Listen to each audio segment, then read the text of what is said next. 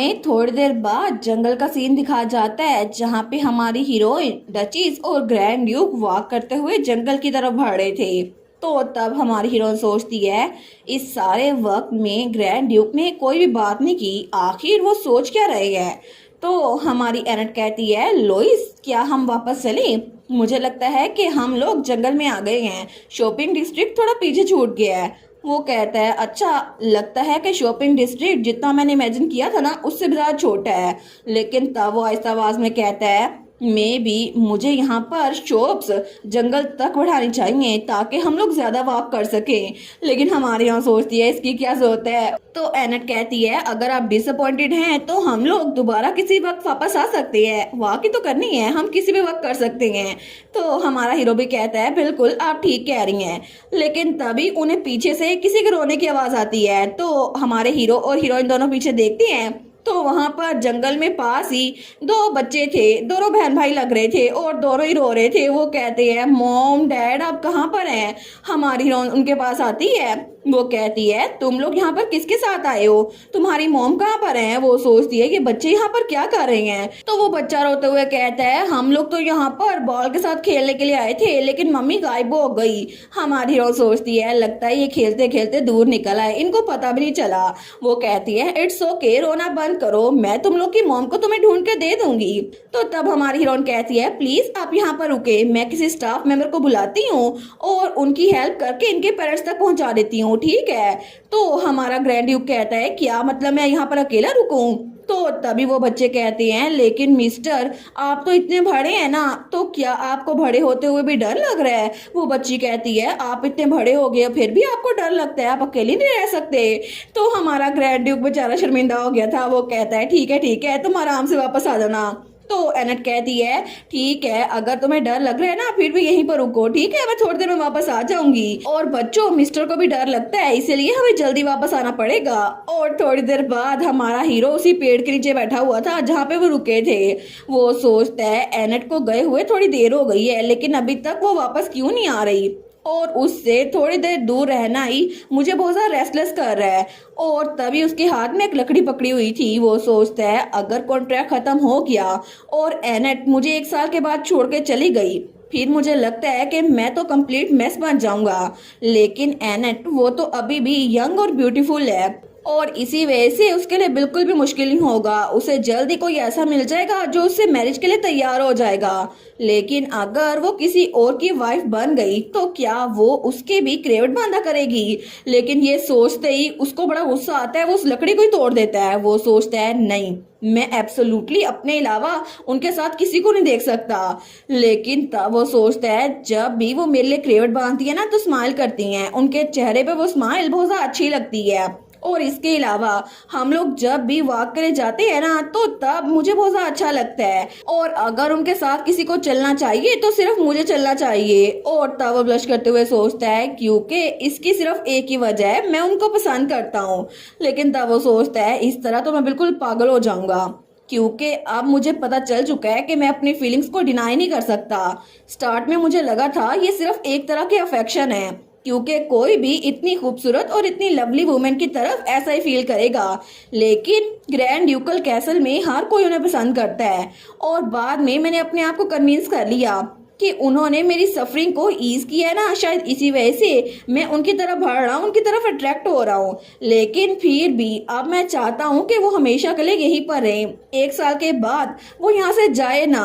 और शायद ये मेरी सेल्फिश डिजायर है लेकिन मैं यही बिलीव करना चाहता था। और अगर एनेट 1 साल बाद मुझे छोड़ के चली गई तो फिर मैं उनको जाने नहीं दे सकता, लेकिन मैं इस बात को डिनाई नहीं करूंगा। और दूसरी तरफ हमारी एनेट ने उन बच्चों के मॉम डैड से उन बच्चों को मिला दिया था। वो सोचता है अब मैं कभी भी अपनी फीलिंग्स एनेट के लिए झुटलाऊंगा नहीं।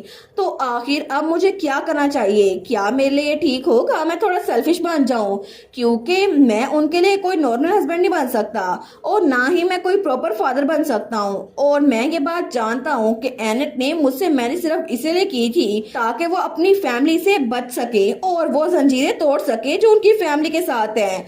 लेकिन फिर आखिर उन्होंने कॉन्ट्रैक्ट का पीरियड 1 ईयर क्यों रखा? उन्होंने कभी ये बात एक्सप्लेन तो नहीं की थी और मैंने भी तब यही कहा था कि मुझे ये सब कुछ नहीं सुनना, मुझे लगता है आपको वापस जाने की जरूरत है, कैपिटल में वापस लौट जाएं। और अगर मैं उनको ये बात तभी मना कर देता तो क्या चीजें डिफरेंट होती, लेकिन क्या उनको मेरे साथ अनकंफर्टेबल लगेगा। तो वो सोचता है इसका मतलब है अगर मैं उनसे कहूँ कि वो 1 साल और यहाँ पर रह लें तो क्या वो मेरी बात मान जाएंगी। और उसका तो डेल्यूजन इंजन एक्टिवेट हो गया था।